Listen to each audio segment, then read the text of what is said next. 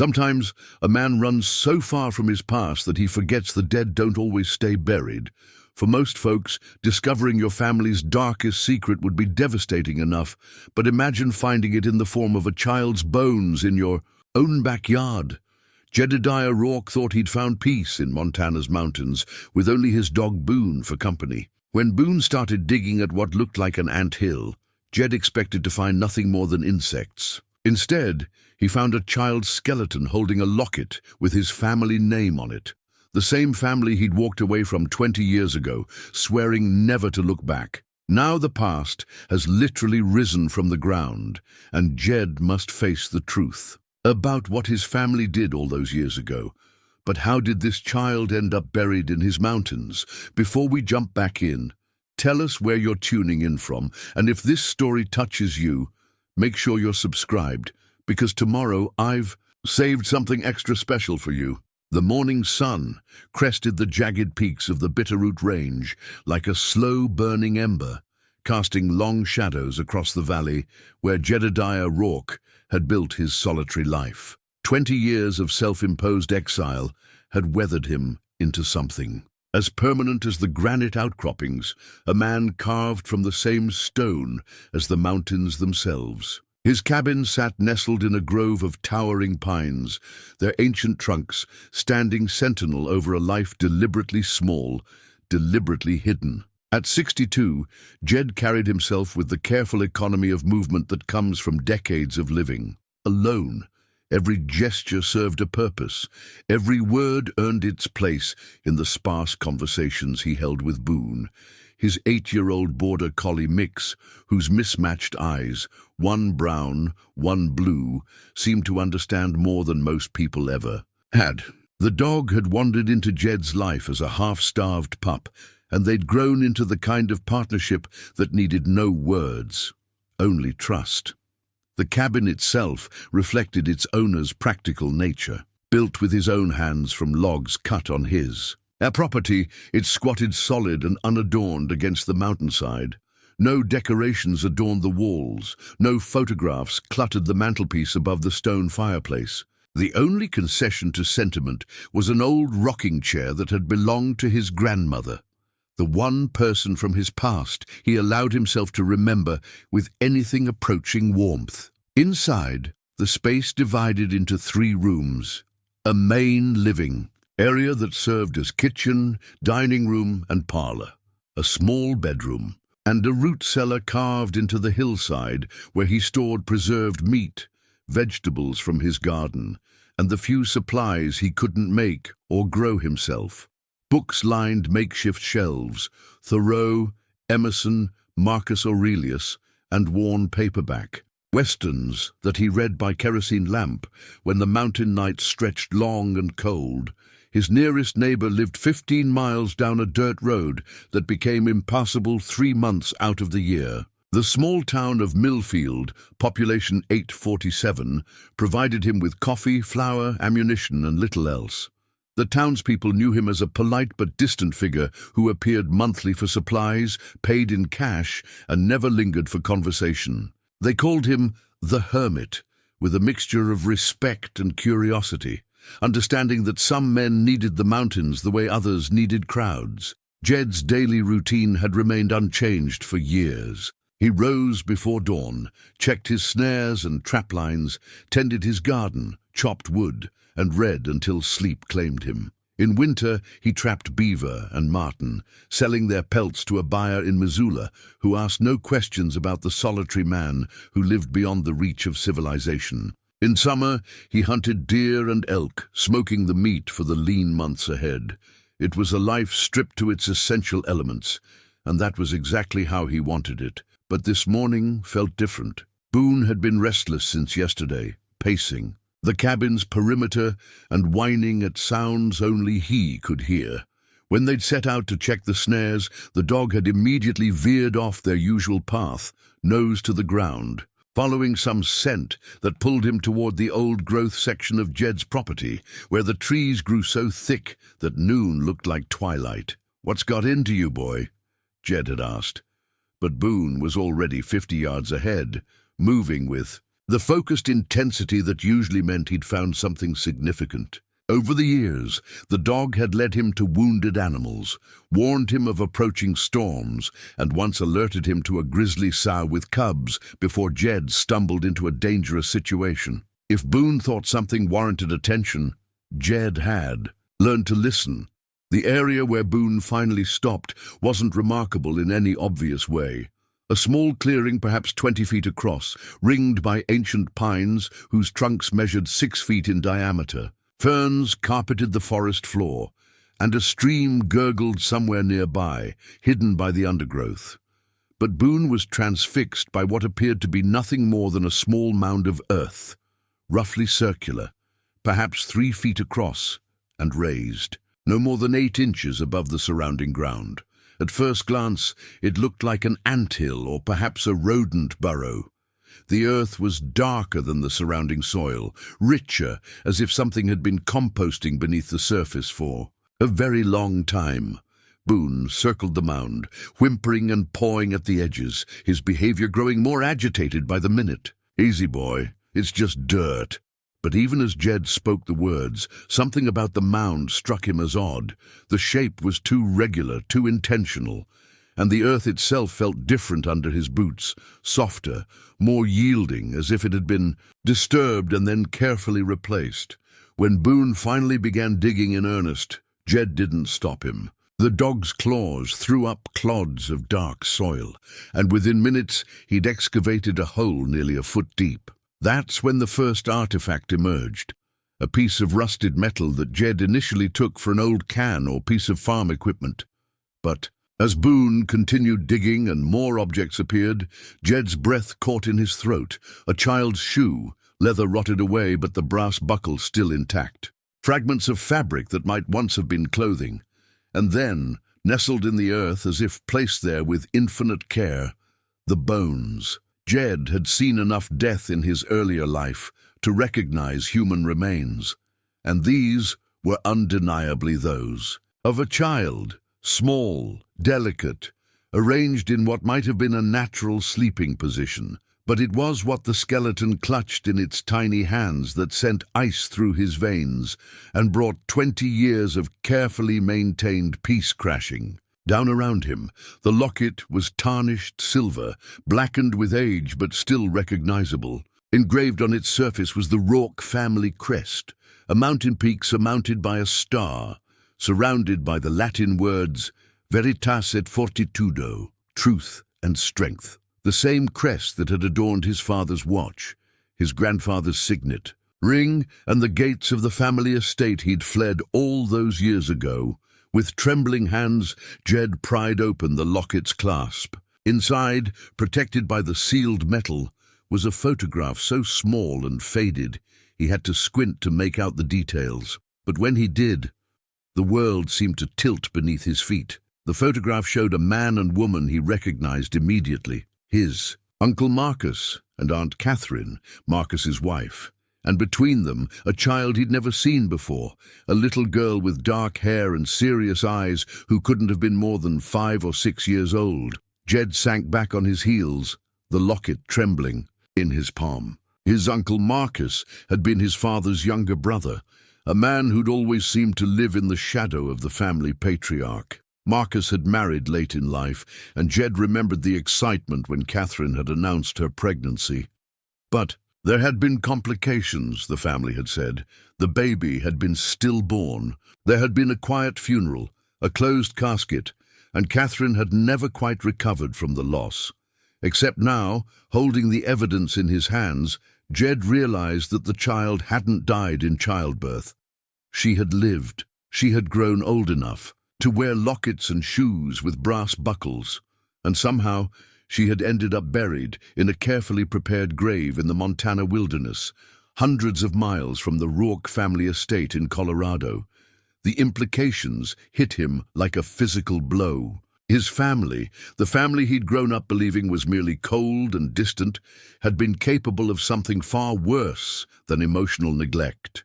They had buried a child in secret, lied about her death, and hidden the truth so completely that even 20 years later, the discovery felt like unearthing ancient history.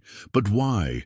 What could possibly have driven them to such an extreme? And how had this child's remains ended up on his property, in a place he'd chosen specifically because it was far from everything connected to his past?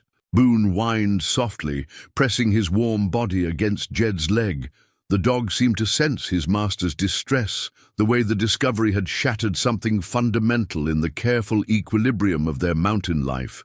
For 20 years, Jed had successfully convinced himself that walking away from his family had been enough, that distance and silence could protect him from their influence. Now he understood that the past had followed him here, literally buried itself on his land, waiting for the right moment to surface. As the afternoon sun slanted through the pine canopy, casting the forest in shades of gold and shadow, Jed carefully gathered the child's remains and what artifacts he could find. He wrapped everything in his jacket, handling the bones with the reverence they deserved, and began the long walk back to his cabin. Boone trotted beside him, occasionally looking up with those mismatched eyes as if to say he understood that their quiet life had just become infinitely more complicated. That evening, Jed sat in his grandmother's rocking chair, the locket open in his palm, studying the faded photograph by lamplight. The child's face seemed to watch him across the decades, demanding answers he wasn't sure he was prepared to find. Outside, the mountain wind whispered through the pines, carrying with it the promise of storms to come. Sleep eluded Jed that night like a wild animal avoiding a trap. Every time he closed his eyes, he saw the child's bones arranged so carefully in their forest grave, and the haunting face in the locket photograph staring back at him with questions he couldn't answer. By 3 in the morning, he gave up the pretense of rest and sat at his kitchen table, the locket open before him, trying to piece together a puzzle that had been 20 years in the making. The photograph troubled him more than the bones themselves. Death was a natural part of mountain life. He'd buried enough animals over the years to understand that even the wilderness had its own sense of ceremony. But this child had been deliberately hidden, her existence erased from family memory with surgical precision. The more he studied her face, the more certain he became that she bore the unmistakable Rourke features. The strong jawline, the deep-set eyes, the stubborn tilt of the chin that had marked his bloodline for generations. When dawn finally broke, Jed made a decision that went against every instinct he'd cultivated during his years of self-imposed exile. He was going to make a phone call. The old rotary telephone sat in the corner of his cabin, like a relic from a previous life. He'd kept it connected more out of practical necessity than any desire for human contact. The Forest Service, occasionally, needed to reach property owners about fire conditions, and the phone company had run the line up the mountain decades ago when the previous owner had been a more social creature. Jed's hands trembled slightly as he dialed the number he'd memorized, but never used. It rang 4 times before a familiar voice answered, gravelly with age and cigarettes. "Sheriff's Department, this is Morton." "Bill, it's Jed Rourke." The silence stretched so long that Jed wondered if the connection had been lost. Bill Morton had been his closest friend during his previous life, back when Jed had worn a badge himself and believed that justice was something that could be served by good men working within the system. They'd lost touch after Jed's exodus to the mountains, but Bill had always said the door was open if Jed ever wanted to come back to civilization. "Well, I'll be damned," Bill finally said. "Jed Rourke calling me on the telephone. Either the world's ending or you found yourself in a heap of trouble." Something like that. Jed found himself gripping the receiver tighter than necessary. "Bill, I need to ask you about something that happened a long time ago. Family business." "Your family?" The tone shifted, becoming more cautious. Bill had been around during the final days before Jed's departure, had seen firsthand the kind of pressure that could drive a good man to abandon everything he'd built. "What kind of family business?" Jed looked down at the locket, at the child's face, that seemed to be pleading with him across the decades. I need to know about my Uncle Marcus and his wife Catherine, specifically about the baby they lost. You have access to death records going back 25 years? I might. Depends on what you're looking for and why. Bill's voice carried the careful neutrality of a man who'd learned to ask questions before making promises. This about that business with your old man? Related, maybe. I can't say more over the phone, but Bill, I found something.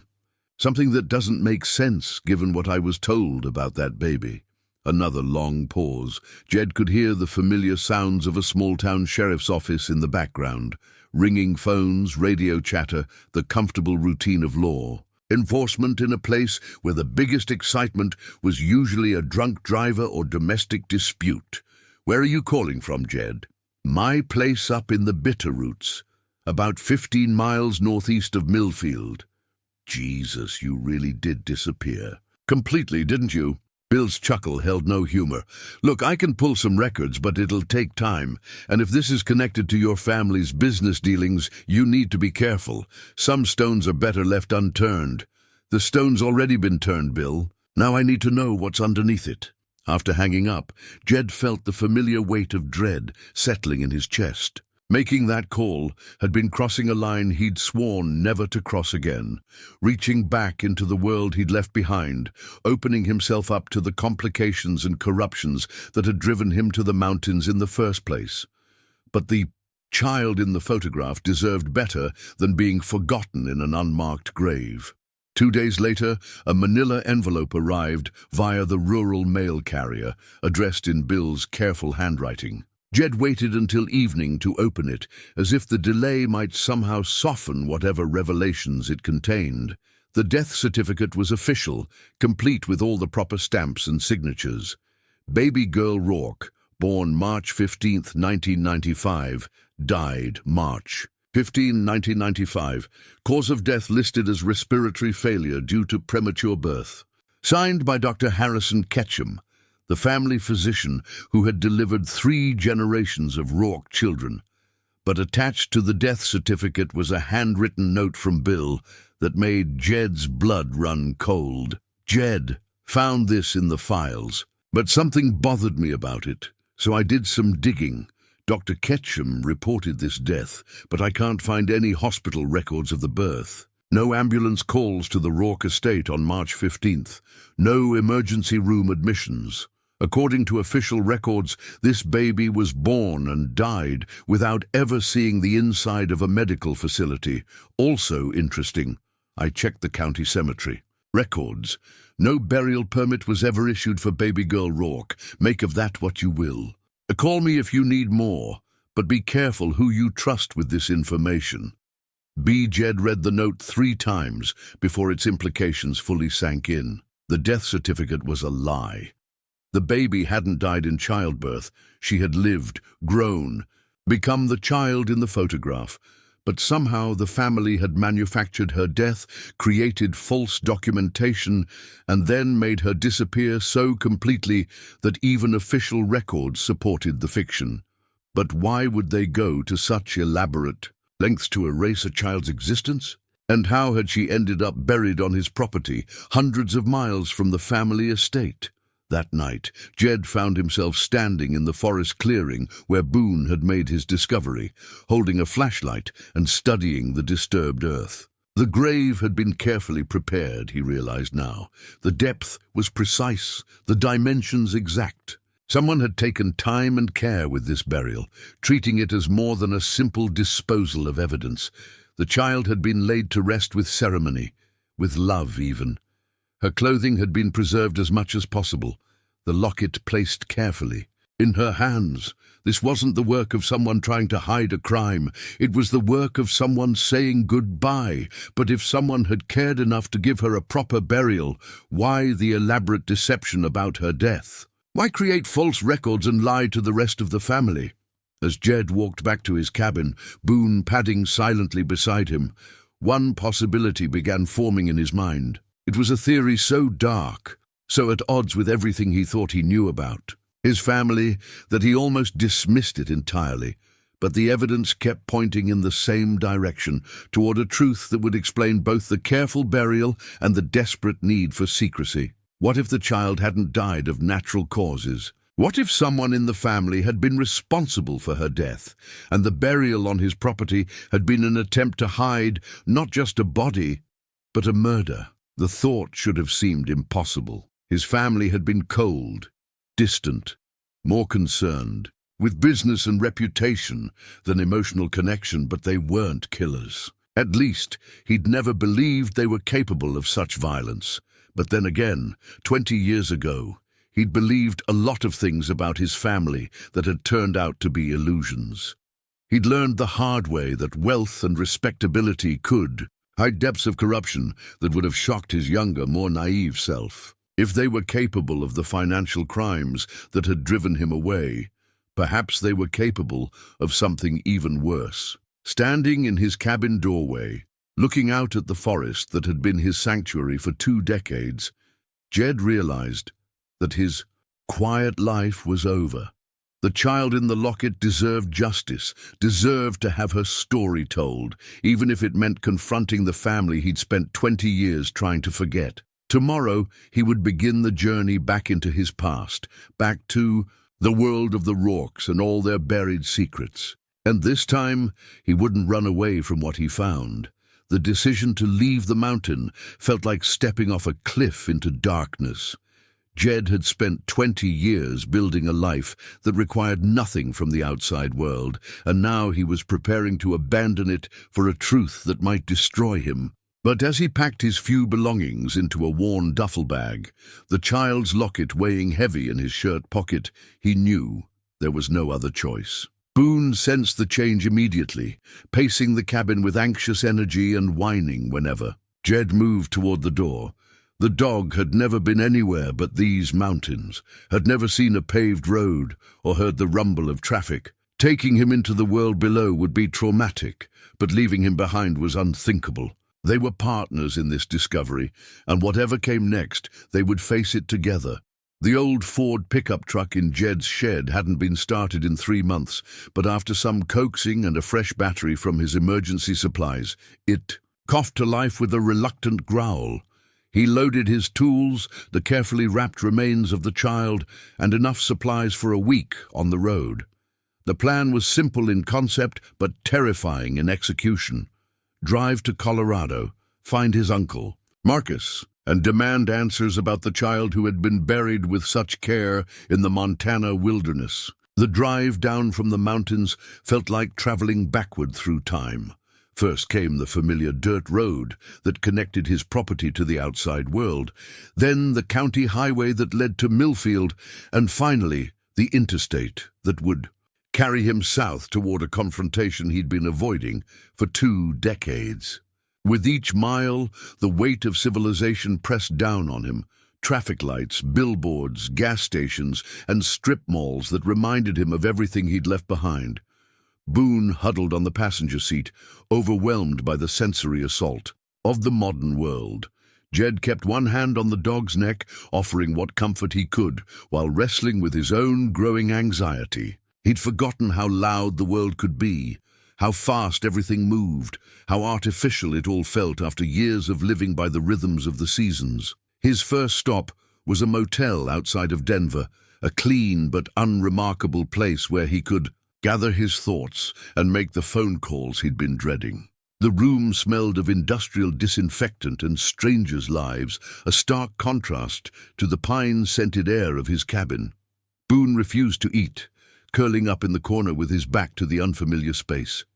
Jed spread the materials Bill Morton had sent him across the motel's small table, along with documents he'd retrieved from a safety deposit box he'd maintained in Missoula, insurance against the day when his past might catch up with him. Property deeds, family photographs, legal papers from the estate settlement that had divided the Rourke holdings after his grandfather's death. Everything painted a picture of a wealthy, prominent family with business interests spanning 3 states and a reputation that opened doors throughout the Mountain West. The Rourke family compound sat on 500 acres outside of Copper Creek, Colorado, a small town that existed primarily to serve the needs of the wealthy families who had built estates in the surrounding hills. Jed's father had been the eldest son, inheriting the main house and the family's mining operations. Uncle Marcus had received a smaller property on the western edge of the compound, along with responsibility for the family's real estate investments. From his motel room, Jed called information and obtained Marcus's current phone number, then sat staring at it for nearly an hour before working up the courage to dial. The phone rang 6 times before a woman's voice answered, thin and tired in a way that spoke of years of disappointment. Rourke residence. "Catherine, this is Jed." The silence stretched long enough that he wondered if she'd hung up. When she finally spoke, her voice carried a tremor he didn't remember from their brief interactions years ago. "Jed? My God," we thought. "You were dead. Marcus tried to find you after your father passed, but you just vanished." I needed to get away from all that. He gripped the phone tighter, forcing himself to stay calm. "Catherine, I need to ask you about something. About the baby you lost." The sound that came through the line might have been a sob or a sharp intake of breath. "Why would you want to know about that? It was so long ago." I found something. Something that suggests maybe she didn't die the way the family said she did. "I can't talk about this over the phone." Her voice had become barely a whisper. "If you want answers, you'll have to come here. But Jed, be careful. There are things about this family that you never knew, things that Marcus has spent years trying to forget."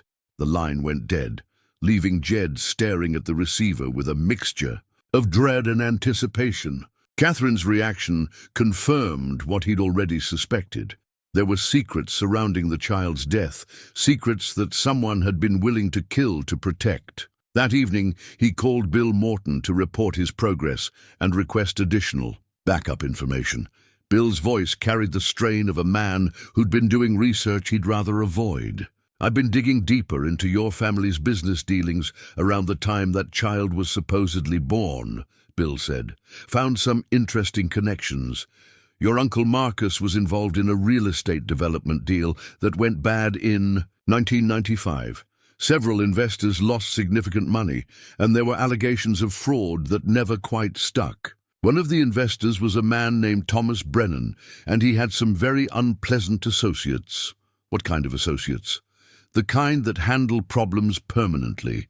Brennan died in a car accident about 6 months after the development deal. Collapsed, but before he died, he was making noise about taking down everyone connected to the project, including your uncle." Jed felt the pieces beginning to form a pattern, though the picture they created was too terrible to fully accept.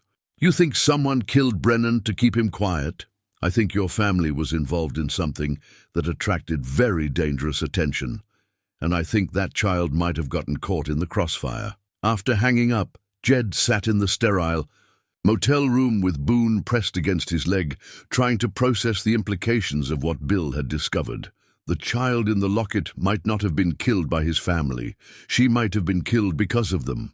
And someone who loved her enough to give her a proper burial had hidden her body in the one place they thought it would never be found, on property owned by the family member who had already walked away from everything. The next morning, Jed loaded his truck and pointed it toward Copper Creek.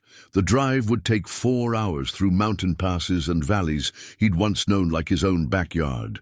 As the miles passed beneath his wheels, he found himself remembering details from his childhood, fishing trips with his grandfather, family gatherings that always seemed more like business meetings, the gradual realization that the Rourke name carried weight that came from sources he'd never fully understood. Now, armed with evidence of a child's hidden death and growing suspicions about his family's criminal connections, he was returning to face whatever truth had been buried along with those small bones in his mountain sanctuary. The man who had fled 20 years ago had been naive enough to believe that distance could protect him from his family's corruption.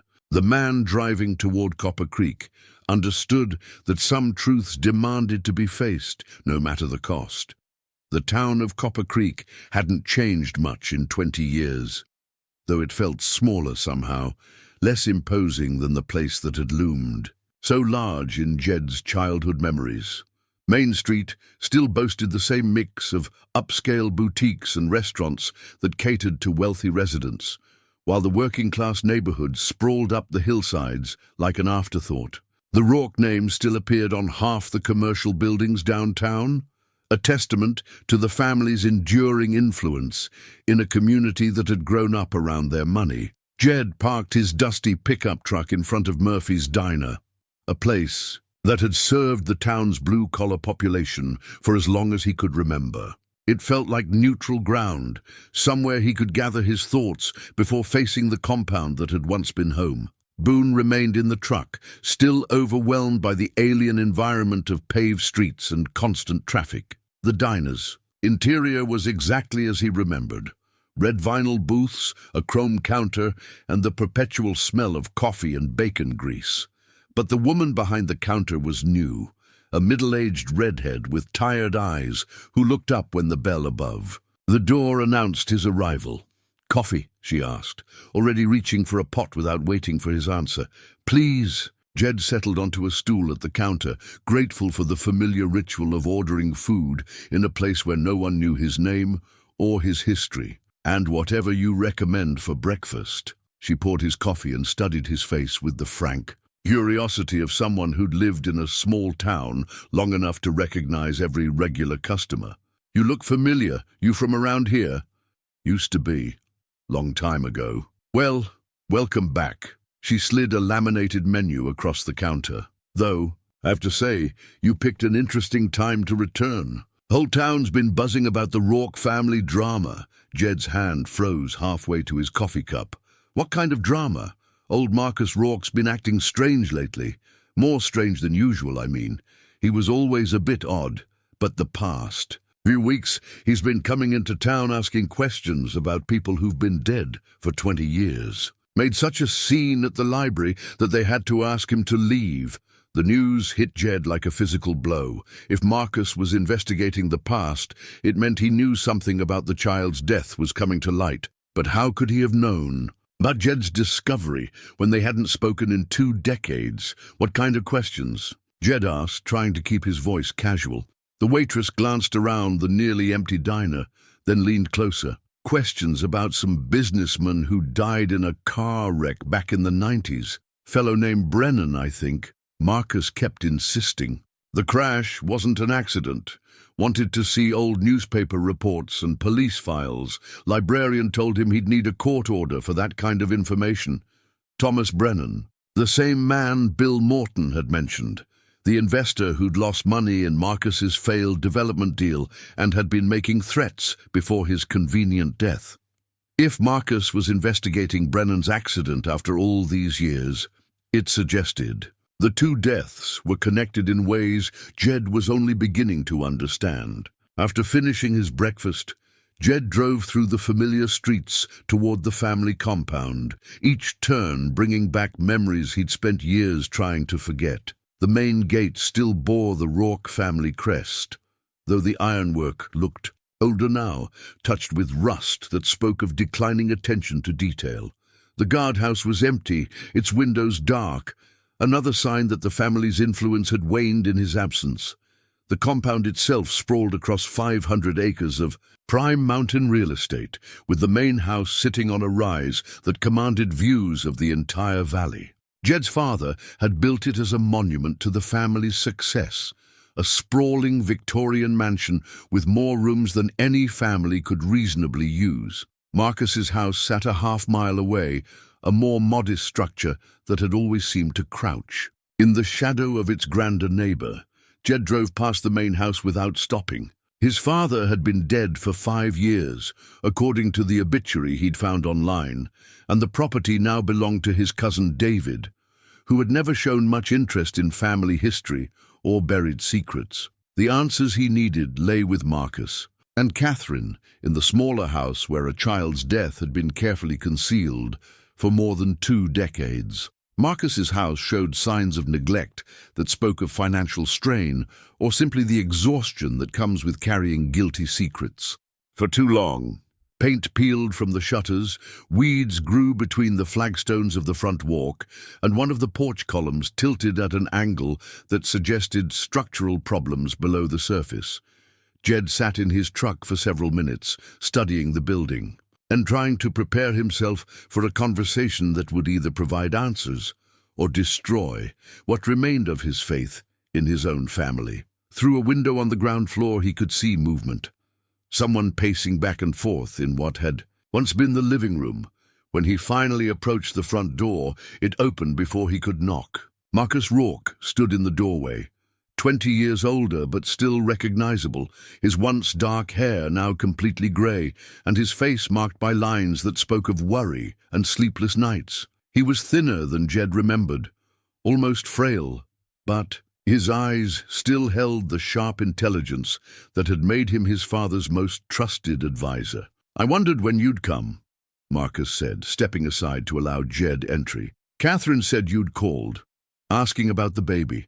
I've been expecting this conversation for 20 years. The admission hung in the air between them like a confession. Marcus had been waiting for this moment, had known that someday the truth would surface and demand a reckoning. The question was whether he would be willing to provide the answers Jed needed, or whether the family's tradition of silence and secrets would prove stronger than blood. Inside, the house felt hollow, as if too many important conversations had been avoided for too long. Catherine appeared in the hallway, moving like a woman decades older than her actual age. She looked at Jed with eyes that held both hope and terror, as if his presence might finally provide absolution for sins that had been eating at her soul. "Show him," she said to Marcus, her voice barely above a whisper. "Show him what we've been hiding all these years. It's time." Marcus nodded slowly, then turned toward a door that led to what Jed remembered as his uncle's study. "Come on then. But understand, once you know the truth, there's no going back to your mountain sanctuary. Some knowledge changes everything." As they walked toward the study, Jed's hand instinctively moved to the locket in his pocket, feeling the weight of the child's photograph against his chest. Whatever Marcus was about to reveal would either explain her death or plunge the family into an even deeper darkness. Either way, the reckoning had finally begun. Marcus's study had always been a sanctuary of sorts, lined with law books and business ledgers that reflected his role as the family's financial advisor. But as he led Jed through the familiar room toward a wall of built-in bookshelves, it became clear that the space held secrets that went far beyond simple record-keeping. Marcus stopped in front of a section of shelving that looked identical to the rest, running his fingers along the spines of leather-bound volumes until he found what he was looking for. With a soft click, a hidden mechanism engaged, and an entire section of the bookshelf swung inward, revealing a narrow room that Jed had never known existed. "Your grandfather had this built during Prohibition," Marcus explained, his voice heavy with the weight of years.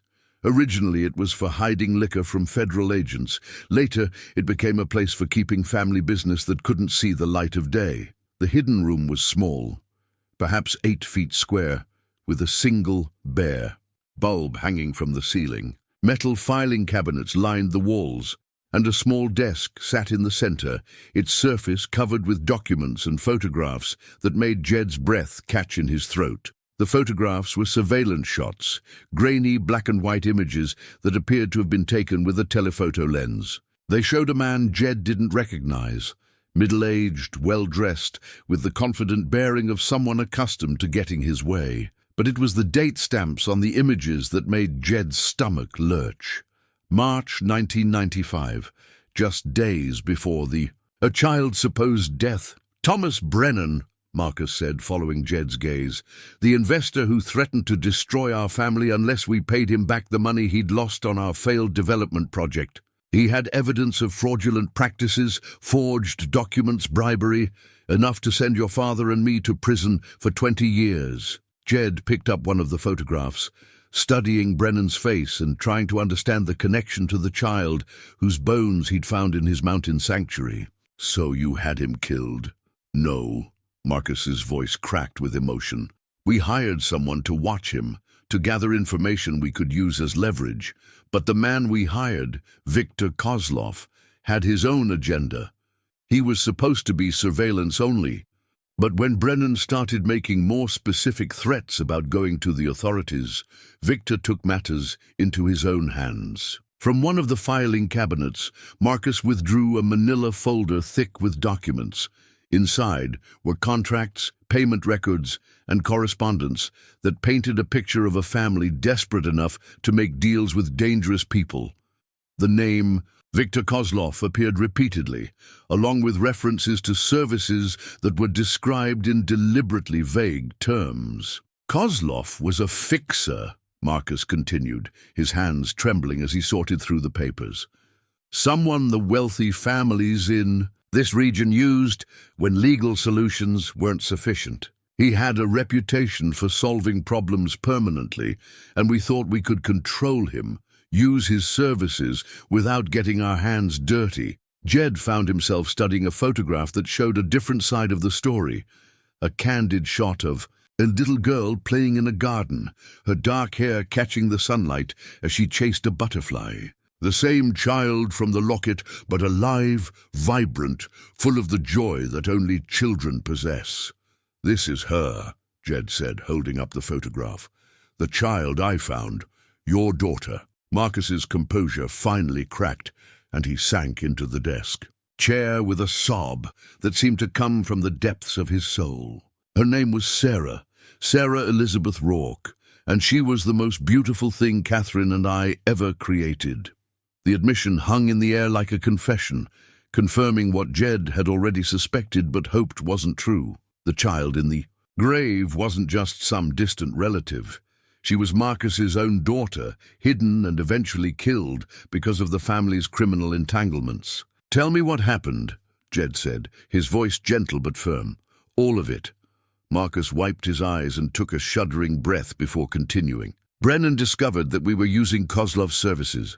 He had photographs of meetings recorded, phone conversations, enough evidence to prove that the Rourke family was connected to organized crime. But instead of going to the police immediately, he decided to use the information as leverage.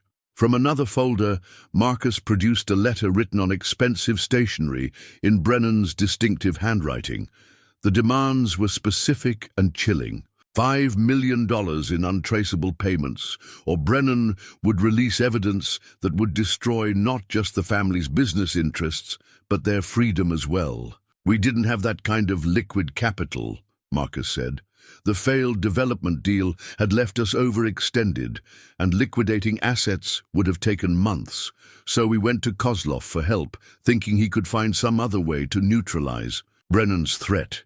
The next photograph in the sequence showed Brennan's car after the accident that had claimed his life, a twisted mass of metal at the bottom of a ravine, with skid marks on the mountain road that suggested he'd lost control. On a curve. But according to the police report Marcus had obtained, there were no mechanical failures, no evidence of driver impairment, nothing to explain why an experienced driver would have crashed on a road he'd traveled countless times. Kozlov made. "It looked like an accident," Jed said, understanding beginning to dawn. "But Brennan had anticipated that possibility," Marcus replied, his voice barely above a whisper.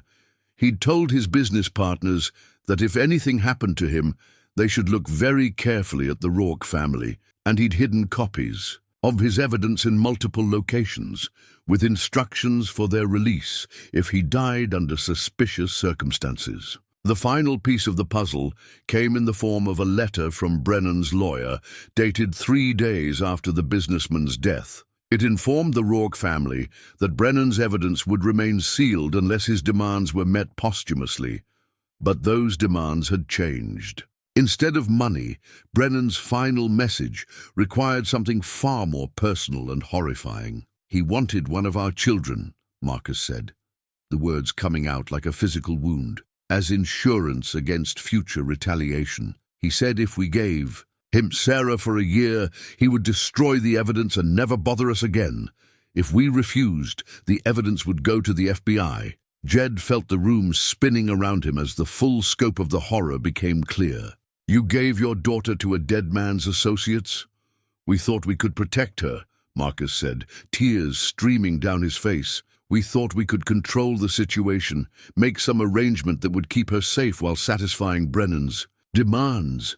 But Kozlov had other ideas. The final photograph in the collection showed Sarah's small body being carried through a forest that looked disturbingly familiar. In the background, Jed could make out the distinctive rock formations that marked the boundary of his own property in Montana. Kozlov said the safest place to hide her was on land owned by family members who had already disappeared from public view, Marcus explained. Your property was perfect, isolated, rarely visited, owned by someone who had no connection to our current business dealings. He promised us she would be safe there, that we could retrieve her once the heat died down. But Sarah had never been meant to be retrieved. The burial site had been too carefully prepared, too permanent for a temporary hiding place. Someone had killed the child and buried her with ceremony, treating her death as a final solution rather than a temporary inconvenience. As Jed stood in the hidden room, surrounded by evidence of his family's descent into criminality and murder, he realized that the child he'd found had been both victim and pawn in a game that had consumed everyone it touched. Now the question was whether 20 years had been enough time for the killers to feel safe, or whether his discovery would set in motion a new round of violence designed to keep the truth buried forever. The weight of Marcus's confession settled over the hidden room like a suffocating blanket. Jed found himself gripping the edge of the desk, trying to process the magnitude of what his family had done. Not just the criminal activities that had attracted Brennan's attention, but the willingness to sacrifice an innocent child to protect their own interests. There's more, Marcus said, his voice hollow with exhaustion. The arrangement with Kozlov didn't end with Sarah's death. It never ends with men like him. From the deepest drawer of the filing cabinet, Marcus withdrew a ledger bound in black leather, its pages filled with entries that spanned more than 20 years. The handwriting was meticulous, recording payments, dates, and services rendered, in a code that spoke of long practice in hiding criminal transactions. Victor Kozlov didn't just solve our problem with Brennan, Marcus explained, opening the ledger to reveal columns of figures that represented thousands of dollars changing hands. He made us partners in his operation. Once you're connected to someone like him, once he's solved a problem of that magnitude, you become part of his network whether you want to or not. The entries showed a pattern of escalating involvement that painted a picture of a family slowly consumed by their criminal associations. What had started as a desperate attempt to avoid prosecution had evolved into a systematic partnership with organized crime, with the Rourke family providing money laundering services, property for hiding illegal activities, and cover for operations. That spread across 3 states. Your father knew? Jed asked, though he suspected he already knew the answer. Your father was the one who introduced us to Kozlov, Marcus replied, his admission carrying the weight of a final betrayal. He'd been using the man's services for years, dealing with labor disputes at the mines, eliminating environmental activists who were threatening our permits, making problems disappear before they could damage the family's reputation. The revelation hit Jed like a physical blow. He'd spent 20 years believing that his father's crimes had been limited to financial fraud and political corruption. Sins that were serious, but somehow understandable in the context of business competition. The idea that his father had been involved in murder, that he'd built the family fortune on a foundation of violence, shattered the last remnants of respect Jed had maintained for the man who'd raised him. But it was the next entry in the ledger that made his blood run cold. Dated just 3 months ago, it recorded a payment of $50,000 for Montana consultation services. The description was deliberately vague, But the timing couldn't be coincidental. He knows, Jed said, pointing to the entry. Kozlov knows I found the body. Marcus nodded miserably. We've been watching the property through satellite surveillance and local contacts for 20 years, making sure the burial site remained undisturbed. When the monitoring equipment detected unusual activity near the grave, Kozlov demanded payment for an assessment of the security situation. The implications were staggering. Not only had his family used his property as a burial ground without his knowledge, they'd been spying on him for 2 decades, treating his mountain sanctuary as just another piece of real estate in their criminal empire. Every moment of peace he'd thought he'd found had been an illusion, monitored and managed by the same people who'd killed a child and buried her secrets in his backyard. "Show me the monitoring reports," Jed demanded, his voice carrying a dangerous edge that made Marcus flinch. The surveillance files were extensive, documenting his daily routines with the thoroughness of a professional intelligence operation. They knew when he went to town for supplies, when he checked his trap lines, even when he sat on his porch reading in the evenings. Photographs taken with telephoto lenses showed him working in his garden, walking with Boone, living what he'd believed was a private life under the constant observation of his family's criminal associates. But it was the most recent report that made his hands shake with rage.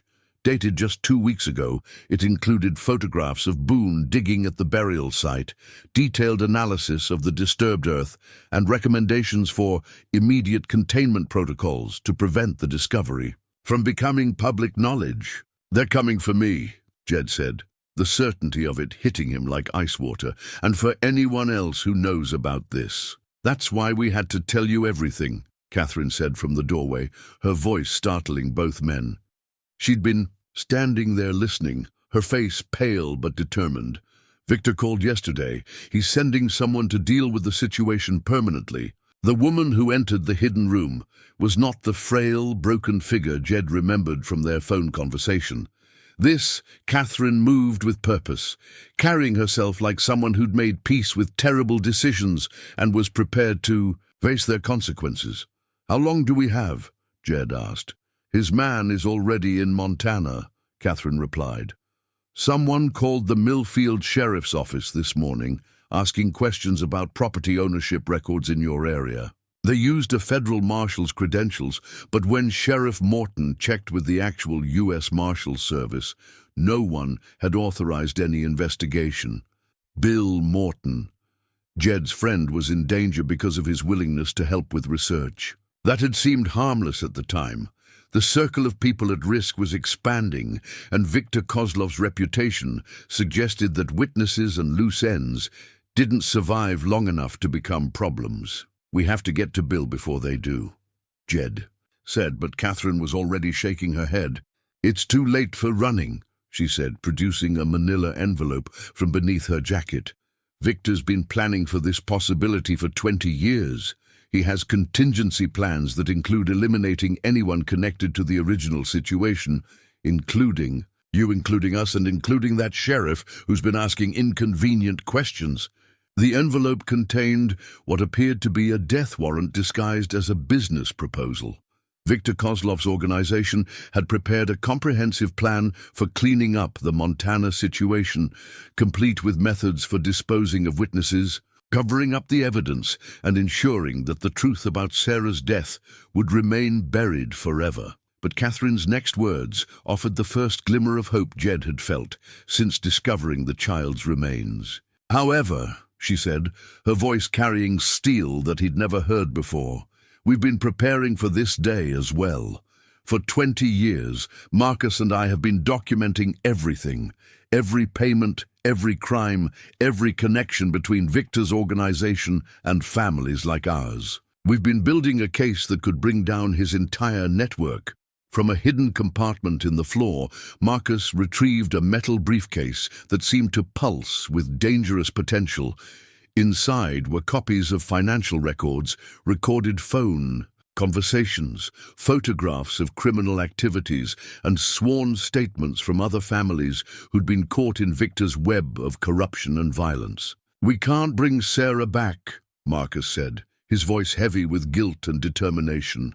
"But we can make sure her death finally serves a purpose. We can destroy the organization that killed her and prevent them from harming anyone else." As Jed studied the evidence that could either save them or get them all killed, he realized that his quiet life in the mountains was truly over. The choice before him was simple but terrifying. Run again and spend the rest of his life looking over his shoulder, or stand and fight against an enemy that had been 20 years in the making. The child in the locket deserved justice. Bill Morton deserved protection.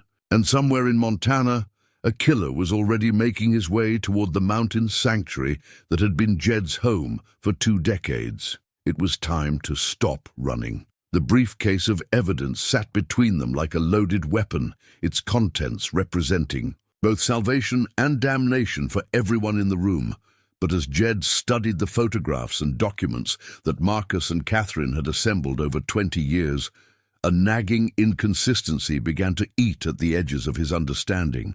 "Something doesn't add up," he said, holding up a surveillance photograph that showed Sarah playing in the garden behind Marcus's house. This was taken in March 1995 according to the date stamp, but you said Brennan's demands came after his death, which was also in March. Marcus and Catherine exchanged a look that carried the weight of 20 years of shared secrets, and Jed realized that even in their confessions, they'd been holding something back. "Show him the real timeline," Catherine said, her voice barely above a whisper. "He deserves to know everything."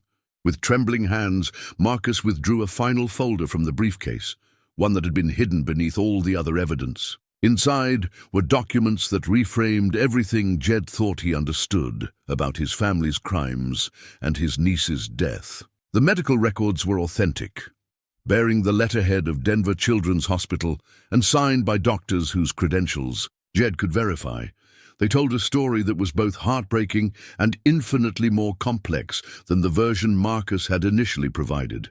Sarah Elizabeth Rourke had indeed been born on March 15, 1995, but not to Marcus and Catherine. The birth certificate listed her parents as David Rourke, Jed's cousin, and a woman named Elena Vasquez, who had worked as a housekeeper at the family compound for 3 years before becoming pregnant with David's child. David was only 19, Marcus explained, his voice heavy with old pain. Elena was 32, married to one of our groundskeepers, and terrified of what would happen if her husband discovered the affair. When she found out she was pregnant, she came to Catherine and me for help. The next document was a private adoption agreement, hastily drawn up by the family's lawyers and signed by all parties involved. David would relinquish his parental rights. Elena would receive a substantial financial settlement and relocation assistance, and Marcus and Catherine would raise the child as their own. To protect everyone involved, the official records would show Marcus and Catherine as the biological parents. "We thought we were doing the right thing," Catherine said, tears streaming down her face. "Elena wanted her daughter to have opportunities she couldn't provide, and we'd been trying to have children for years without success. Sarah was a gift to all of us." But the arrangement had attracted the attention of Elena's husband, Miguel Vasquez, who discovered the affair and the pregnancy despite everyone's efforts at secrecy. The police reports painted a picture of an increasingly violent man who'd made threats against both David and the Rourke family, demanding money and revenge for what he saw as the theft of his wife and the dishonor of his marriage. Miguel went to Thomas Brennan with information about David's relationship with Elena, Marcus continued. "Brennan was already investigating our business practices, and the story of a wealthy young man impregnating his employee's wife was exactly the kind of scandal he could use as leverage." The timeline that emerged from the documents was far more sinister than Jed had imagined. Brennan hadn't simply been an investor seeking compensation for financial losses. He'd been building a comprehensive case against the Rourke family that included fraud, corruption, and personal scandals that would have destroyed their reputation even if they'd avoided criminal prosecution. Brennan's real goal was to take over our entire operation, Marcus said, producing a contract that outlined the businessman's ultimate demands. He wanted controlling interest in the mining companies, ownership of prime real estate holdings, and placement of his own people in key positions throughout our organization. The financial losses from the development deal were just his excuse for declaring war on our family. Sarah had become a pawn in this larger conflict, but not in the way Jed had initially understood. The child's existence represented proof of David's affair with a married employee, which Brennan could use to claim the family had engaged in sexual harassment, abuse of power, and exploitation of vulnerable workers. In the political climate of 1995, such allegations could have destroyed the Rourke name permanently. "So you had Brennan killed to protect the family's reputation," Jed said, but Marcus was already shaking his head. "We never ordered Brennan's death," he insisted. "That was Victor Kozlov acting on his own initiative. We'd hired him for surveillance and intimidation, but when he learned about Brennan's comprehensive investigation, he decided that permanent solutions were necessary." The police report on Brennan's accident included details that had been overlooked at the time, but took on new significance in light of Victor's involvement. Witnesses had seen a second vehicle near the crash site, and there were tire marks that suggested Brennan's car had been forced off the road rather than losing control naturally. But the investigation had been cursory, influenced by the Rourke family's political connections and Victor's ability to manipulate evidence. "After Brennan died, we thought the threat was over," Catherine said, but Victor had a different perspective. He'd researched our family thoroughly, and he knew that loose ends had a way of becoming problems later. He said Sarah represented an ongoing vulnerability, living proof of the scandal that had motivated Brennan's investigation. The final revelation came in the form of a recorded phone conversation, preserved on an ancient cassette tape that Marcus had hidden for more than 2 decades. Victor Kozlov's voice was heavily accented but coldly professional as he explained his solution to the Sarah problem. "The child knows too much about the family's business." Victor's voice crackled through the old speakers. "She has seen meetings, heard conversations, observed activities that could be dangerous if she ever decides to talk. Children remember more than adults realize, and they often speak without understanding the consequences. But Sarah hadn't simply been a witness to criminal activities.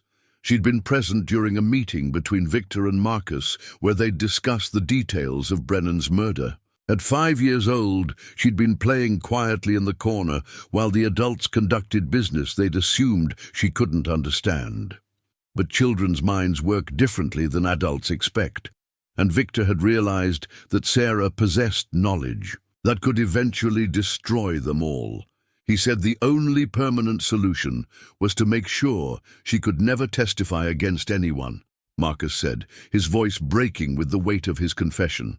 But he promised it would be quick, painless. He said she would simply disappear, and everyone would assume she'd been kidnapped by strangers. Instead, Victor had staged the elaborate deception about Sarah's death in childbirth, using his connections with corrupt medical professionals to create false documentation and cover up the child's murder. The burial on Jed's property had been Victor's final touch, placing the evidence on land owned by a family member who'd already fled from criminal associations, ensuring that even if the body was eventually discovered, it would implicate the Rourkes in yet another crime. "But why didn't you go to the police?" Jed demanded. "Why did you let him get away with murdering your daughter?" The answer came in the form of a photograph that showed Marcus and Catherine's house surrounded by armed men with a note attached that spelled out Victor's insurance policy in brutal detail. If they ever betrayed him or attempted to expose his organization, their deaths would be slow, public, and designed to send a message to other families who might consider similar betrayals. "We've been prisoners for 20 years, Catherine said. "Simply, Prisoners who helped build our own jail. As the full scope of the conspiracy became clear, Jed realized that Sarah's death had been just the beginning of Victor's control over his family. The criminal organization had used the murder as leverage to expand their operations, turning the Rourkes into unwilling partners in crimes that spanned decades and touched hundreds of lives. But the evidence in the briefcase represented more than just documentation of Victor's crimes. It was a comprehensive map of his organization's structure, finances, and vulnerabilities. Marcus and Catherine had spent 20 years preparing for this moment, gathering information that could bring down the entire network if it ever reached the right authorities. The question now was whether they could survive long enough to deliver that information to people who could act on it. Because somewhere in Montana, Victor's assassin was already closing in on the mountain sanctuary where this entire nightmare had begun, and time was running out for everyone who knew the truth about Sarah Elizabeth Rourke. The weight of Sarah's true story settled over them like a death sentence. Jed stared at the evidence scattered across Marcus's desk, understanding that they now possessed information that could destroy Victor Kozlov's organization if they lived long enough to use it. But first, they had to warn Bill Morton and somehow get ahead of a professional killer who had a 20-year head start on covering his tracks. "We need to move fast," Jed said, already mentally calculating the drive time. "Back to Montana. If Victor's man is already asking questions in Millfield, Bill could be in immediate danger." Marcus was frantically stuffing documents back into the briefcase, his hands shaking with a combination of fear and determination. "There's something else you need to know. Victor doesn't just send one man for operations like this. He sends a team, and they don't leave witnesses." Catherine produced a cell phone from her purse, one of those disposable models that couldn't be easily traced. "I've been in contact with someone at the FBI for the past 6 months. Agent Sarah Chen. We named our daughter after her, though she doesn't know that. She's been investigating Victor's organization as part of a larger task force on organized crime in the Mountain West." The irony wasn't lost on Jed that an FBI agent named Sarah might be their salvation in a case that had started with another, Sarah's murder. But as Catherine dialed the number, he could see the doubt in her eyes. 20 years of living under Victor's threats had taught her not to trust anyone completely, even law enforcement. "Agent Chen, this is Catherine Rourke. We talked about the Kozlov situation. Yes, it's happening now. They're moving to eliminate witnesses in Montana, and we have the evidence package ready for transfer." Catherine listened for a moment, then covered the phone and whispered to Jed and Marcus. "She says they've been tracking unusual activity around Victor's organization for the past week. Multiple operatives have gone dark, which usually means they're preparing for a major operation." While Catherine continued her conversation with Agent Chen, Jed tried calling Bill Morton's office, only to reach an answering machine with a message that sent chills down his spine. "Sheriff's office is temporarily closed due to an ongoing federal investigation. For emergencies, contact the state police." "They got to him first," Jed said, his worst fears confirmed. "Or they're using him as bait." Marcus looked up from the briefcase, his face pale but resolute. "Then we go to Montana and finish this. We can't let Sarah's death be meaningless, and we can't let them kill more innocent people to protect their secrets." The plan that emerged from their desperate strategizing was simple in concept, but terrifyingly complex in execution. They would drive to Montana in 2 vehicles, Marcus and Catherine in their sedan with the evidence briefcase, Jed in his pickup truck with Boone, and the tactical advantages that came with knowing the terrain intimately. Agent Chen would coordinate with other federal agencies to establish a perimeter around Victor's known associates, while local law enforcement would be kept in the dark until the operation was complete. But as they prepared to leave Copper Creek, Catherine made one final revelation that changed everything. "There's someone else you need to know about," she said, her voice heavy with 20 years of guilt. "Elena Vasquez didn't just disappear after Sarah's birth. Victor killed her too 3 months later, to make sure she could never corroborate the truth about David's affair or Sarah's parentage. The news hit Jed like a physical blow. Elena had been an innocent woman, caught in the crossfire of his family's criminal associations, murdered simply because she'd given birth to the wrong man's child at the wrong time. Her death added another layer of urgency to their mission. Not just justice for Sarah, but acknowledgement of all the lives Victor's organization had destroyed in service of the Rourke family's secrets. The drive back to Montana felt like traveling through a landscape of memories and regrets. Every mile marker reminded Jed of the 20 years he'd spent believing that distance could protect him from his family's corruption. Now he understood that corruption had followed him to his mountain sanctuary, had literally buried itself in his backyard, waiting for the moment when the past would demand its reckoning. They stopped only once, at a truck stop outside of Denver, where they could coordinate with Agent Chen and receive updates on the federal investigation. The news wasn't encouraging. Satellite surveillance had detected multiple vehicles converging on the Millfield area, and communications intercepts suggested that Victor's team was preparing for what they called a comprehensive cleanup operation. How many men are we talking about? Jed asked Agent Chen during their brief phone conversation. At least 6, possibly more. These aren't street criminals. They're military-trained professionals with access to sophisticated equipment and unlimited resources.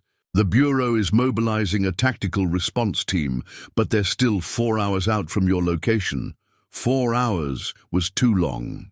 If Victor's men had Bill Morton, if they were already positioning themselves around Jed's property, 4 hours could mean the difference between justice and a massacre that would eliminate all witnesses to Sarah's murder. As they continued north through the Colorado mountains, Marcus shared more details about Victor's organization that painted a picture of methodical brutality spanning decades.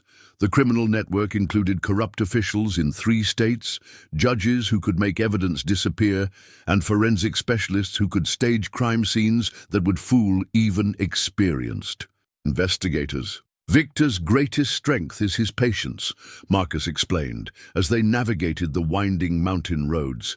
He plans operations years in advance, establishes multiple backup scenarios, and never moves until he's certain of success. The fact that he's acting now, after 20 years of careful monitoring, means he believes the threat to his organization is existential. The threat was existential, Jed realized.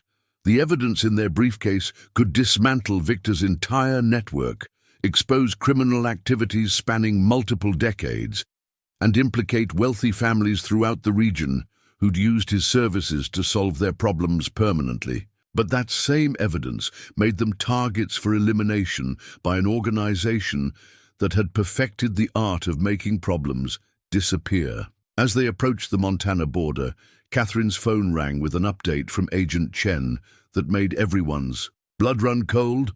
Local law enforcement in Millfield has found Sheriff Morton's patrol car abandoned on a back road, with signs of a struggle, but no body. They're treating it as a kidnapping, but given the federal investigation, we have to assume he's being held as leverage against your cooperation. The implication was clear.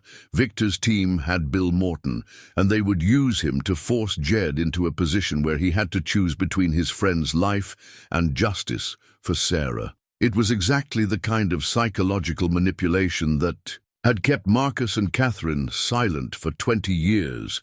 The threat of violence against innocent people used to maintain compliance with criminal demands. But this time would be different.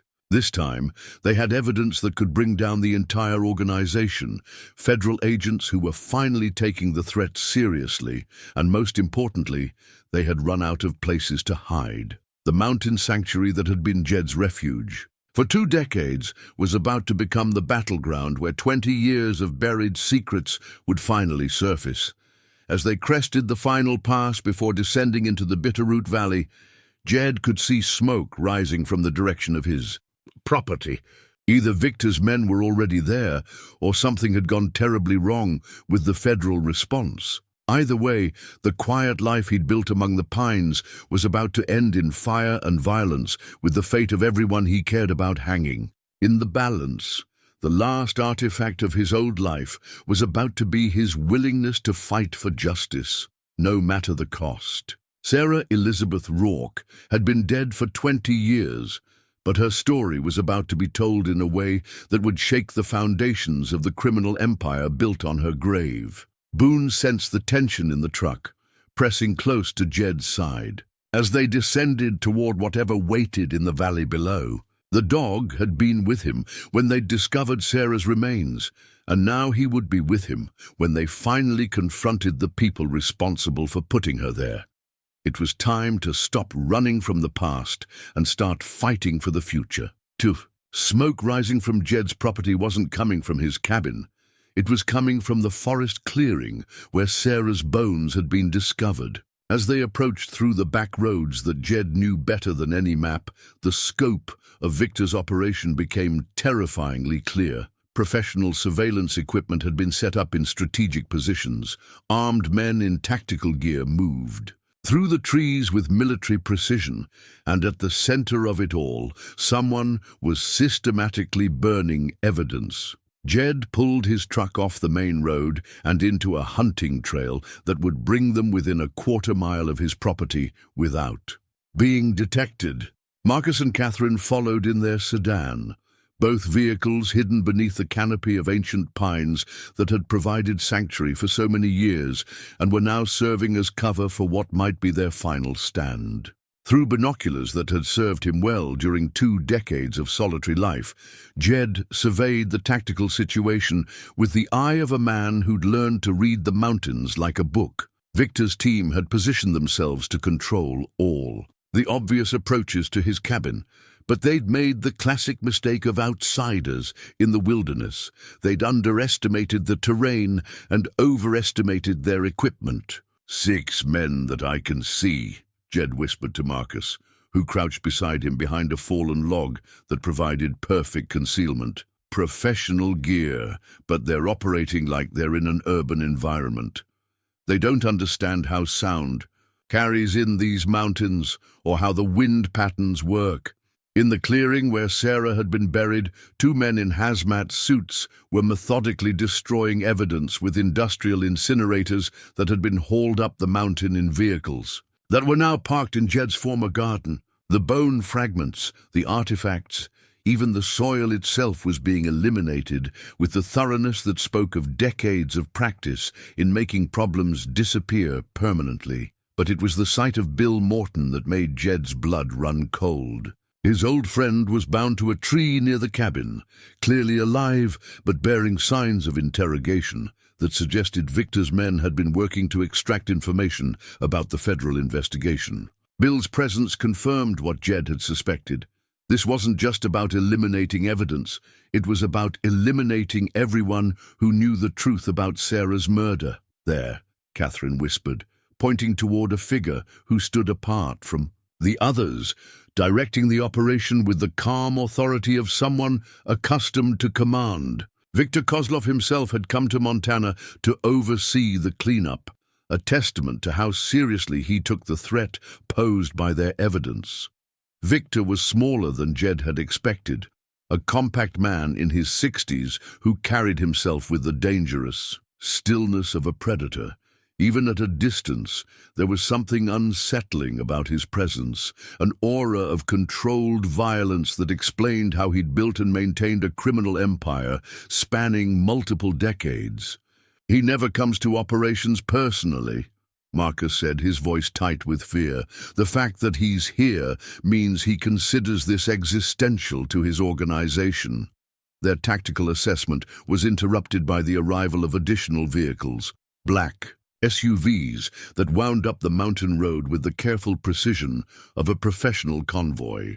Through his binoculars, Jed could see the FBI tactical team that Agent Chen had promised, but they were moving into a situation that had been carefully prepared by an enemy who'd had years to study the terrain and plan contingencies. They're walking into a trap, Jed realized, watching as Victor's men adjusted their positions to create overlapping fields of fire that would turn the mountain road into a killing zone.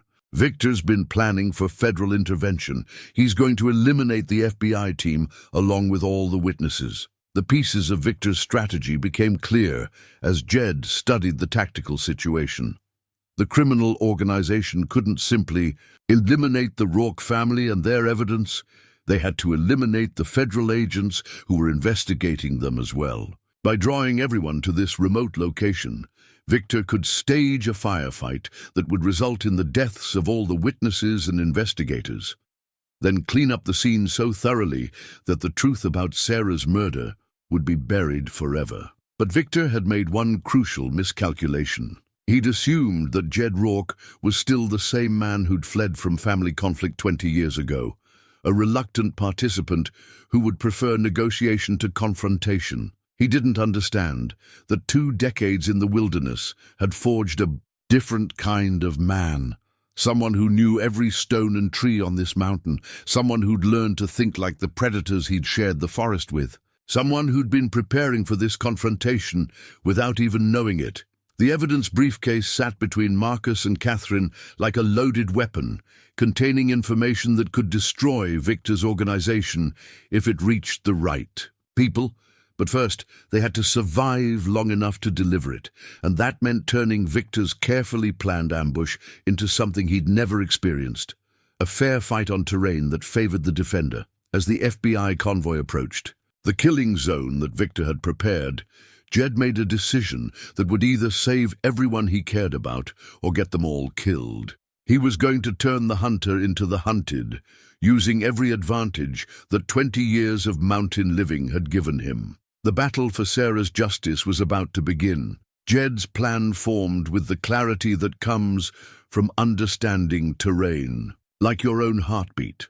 While Victor's men had positioned themselves to control the obvious approaches, they'd ignored the network of game trails, seasonal streams, and natural cover that Jed had been using for 20 years. Most importantly, they'd failed to account for Boone, whose ability to move silently through the forest made him the perfect scout and early warning system. "I'm going to create a distraction," Jed whispered to Marcus and Catherine, checking the hunting rifle that had fed him through countless winters. "When the shooting starts, you take the evidence briefcase and follow that stream bed down the mountain. It'll bring you to the main road about 2 miles south of here, where Agent Chen's backup team should be waiting." Catherine gripped his arm with surprising strength. "You can't face all of them alone. Victor's men are professionals." "So was I once," Jed replied, his voice carrying the quiet confidence of a man who'd found his purpose again after 20 years of exile. "And they're fighting on my mountain now." The first phase of his counterattack involved something Victor's urban-trained team couldn't have anticipated: the mountain itself. Jed knew that the seasonal creek running behind his cabin could be diverted with carefully placed obstacles, turning the clearing where Victor's men had positioned their command post into a muddy quagmire that would slow their movements and ruin their expensive equipment. Working his way through the forest with Boone at his side, Jed reached the small dam he'd built years ago to create a swimming hole during the summer months. A few minutes with his camping shovel, and the accumulated water was rushing down the mountainside toward Victor's carefully planned ambush site. The effect was immediate and devastating. The industrial incinerators, still burning evidence in the clearing where Sarah had been buried, were suddenly surrounded by rushing water that turned their sophisticated operation into chaos. Men in tactical gear found themselves slipping and sliding through mud that made their military precision worthless, while electronic surveillance equipment sparked and died as water reached sensitive components. But Victor himself proved why. He'd survived decades in a profession where most men died young. Instead of panicking at the unexpected setback, he immediately adapted his strategy, using hand signals to reposition his men for the new tactical situation. Within minutes, he transformed his evidence destruction operation into a defensive perimeter that could still threaten the approaching FBI convoy. That's when Jed implemented the second phase of his plan, one that relied on intimate knowledge of how sound carried through these particular mountains. From a position high above the main clearing, he began making the calls that had served him well during hunting season, mimicking the distress cries of various animals that would draw predators to investigate. To Victor's men, it sounded like random forest noise, but to the FBI tactical team approaching on the main road, it was clearly a human signal, someone trying to communicate their position without revealing themselves to the enemy. Agent Chen, listening through radio intercepts, recognized the pattern immediately and began adjusting her team's approach to take advantage of the intelligence Jed was providing. The real battle began when Victor realized he was facing not just federal agents, but someone who understood both military tactics and wilderness survival better than his own team. The evidence destruction operation abandoned, he repositioned his men to create overlapping fields of fire that would pin down any attackers while he attempted to extract his forces from what had become an untenable position. But Jed had one more advantage that 20 years of solitary living had given him: patience. While Victor's men grew increasingly nervous about their deteriorating tactical situation, Jed waited for the perfect moment to strike. That moment came when the FBI team, guided by his animal calls, established their own perimeter and began closing in from multiple directions. With Boone serving as his silent partner, Jed moved through the forest like the shadow he'd become, using his hunting rifle to eliminate Victor's sentries one by one. Each shot was precisely placed, each movement calculated to avoid detection by the remaining members of Victor's team. 20 years of hunting in these mountains had taught him how to kill cleanly and efficiently, skills that translated perfectly to hunting more dangerous prey. The final confrontation came in the clearing where Sarah's bones had been discovered, where Victor made his last stand beside the smoldering remains of the evidence he'd tried so desperately to destroy. Surrounded by FBI agents and facing a mountain man who'd spent 2 decades preparing for this moment without knowing it, the criminal who terrorized the Rourke family for 20 years finally understood that some debts demand payment in full. As Victor raised his hands in surrender, his eyes met Jed's across the clearing where a child had been buried with such care so many years ago. In that moment, both men understood that justice for Sarah Elizabeth Rourke had finally arrived, carried on the mountain wind that had kept her secrets for 2 decades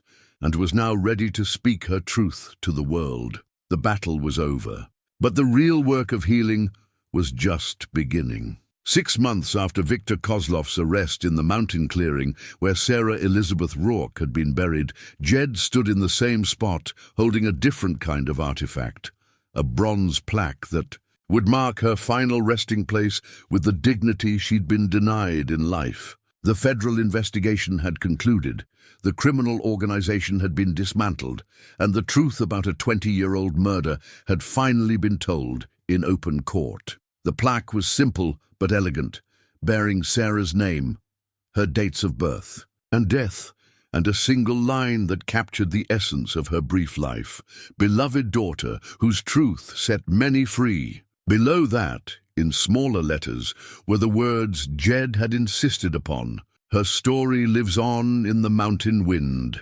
Bill Morton stood beside him, his arm still in a sling from his ordeal with Victor's men, but his spirit undaunted by the experience. The sheriff had become something of a local hero for his role in preserving evidence that proved crucial to the federal prosecution, and his department had received commendations from agencies across 3 states for their cooperation in bringing down one of the region's most dangerous criminal organizations. "You sure you want to do this?" Bill asked, watching as Jed prepared to install the memorial marker in the exact spot where Boone had first begun digging 6 months ago. "Lot of folks would want to forget this place after everything that happened." "Here, that's exactly why it needs to be remembered," Jed replied, using a small shovel to dig holes for the marker's posts. "Sarah deserves to have her story told, and this is where it began and ended. Forgetting won't bring her back, but remembering might prevent other children from suffering the same fate." The legal proceedings had been swift once Agent Chen's task. Force had the evidence Marcus and Catherine had assembled over 20 years. Victor Kozlov pled guilty to multiple counts of murder, racketeering, and conspiracy in exchange for a life sentence without parole. His organization had been systematically dismantled, with corrupt officials at every level facing their own reckonings with justice. The Rourke family's business empire had been largely dissolved, its assets used to compensate Victor's victims and fund programs for families affected by organized crime. Marcus and Catherine had both received significant prison sentences for their roles in the conspiracy, but their cooperation with federal authorities had earned them the possibility of parole in 15 years. They'd used their time in custody to work with victim advocates, helping other families who'd been trapped by criminal organizations understand their options for escape and recovery. David Rourke, Sarah's biological father, had been devastated to learn the truth about his daughter's fate. Now 39 years old and a father of 3 children with his wife, he'd established a foundation in Sarah's memory that provided legal assistance to immigrant families facing exploitation by wealthy employers. Elena Vasquez's family had finally learned the truth about her disappearance, and her remains had been recovered from a location Victor had revealed as part of his plea agreement. As Jed finished installing the memorial marker, Boone trotted over to investigate the new addition to their mountain home. The dog had adapted well to the increased human activity on the property. Federal agents, victim advocates, and journalists had all made pilgrimages to the site where a child's buried truth had brought down a criminal empire. But now that the legal proceedings were complete and the media attention had faded, life was returning to something resembling the peaceful routine Jed had cultivated for 20 years. The difference was that this peace felt earned rather than simply escaped into. For 2 decades, he'd believed that isolation could protect him from his family's corruption, but Sarah's discovery had taught him that some battles can't be avoided. They can only be delayed until the cost of fighting becomes greater than the cost of surrender. Agent Chen visited occasionally, updating him on the ongoing investigations that had spun off from Victor's arrest. The criminal network had tentacles reaching into organizations across the Mountain West, and dismantling it completely would take years of careful police work. But the foundation had been broken, and the culture of fear that had kept families, like the Rourkes silent for decades, was finally beginning to crumble. "You ever think about writing a book about all this?" Bill asked as they walked back toward Jed's rebuilt cabin. The structure had been damaged during the final confrontation with Victor's men, but Jed had used the insurance settlement to build something better, a home that reflected not just his need for solitude, but his newfound understanding that isolation and community didn't have to be mutually exclusive. "Sarah's story isn't mine to tell," Jed replied, pausing to look back at the memorial marker that caught the afternoon sunlight filtering through the pine canopy. "It belongs to everyone who's ever been silenced by people with more money and power than conscience. I was just the one who happened to find her bones." As evening approached and Bill prepared to drive back to town, Jed settled into his grandmother's rocking chair on the rebuilt porch, with Boone curled up at his feet and the mountain wind whispering through the pines that had witnessed so much pain and redemption. The locket that had started everything sat on the table beside him, open to reveal Sarah's photograph, no longer an artifact of hidden guilt, but a reminder that truth has its own timeline and justice its own geography. 20 years ago, he'd fled to these mountains seeking escape from his family's corruption. Now he understood that he'd actually been preparing for the day when that corruption would follow him home, demanding the confrontation he'd spent 2 decades avoiding. Sarah Elizabeth Rourke had been dead for most of his adult life, but her story had given his own life meaning he'd never expected to find. In the distance, a hawk circled high above the valley, riding the thermal currents that rose from sun-warmed stone. Watching it soar, Jed understood that some truths, like some birds, need time and space to find their proper altitude. Sarah's truth had taken 20 years to rise, but once it reached the light, it had changed everything it touched. The mountain kept its secrets until the time was right to release them. Now, in the gathering dusk of a day that had brought closure to a story 2 decades in the telling, Jed Rourke was finally, truly home.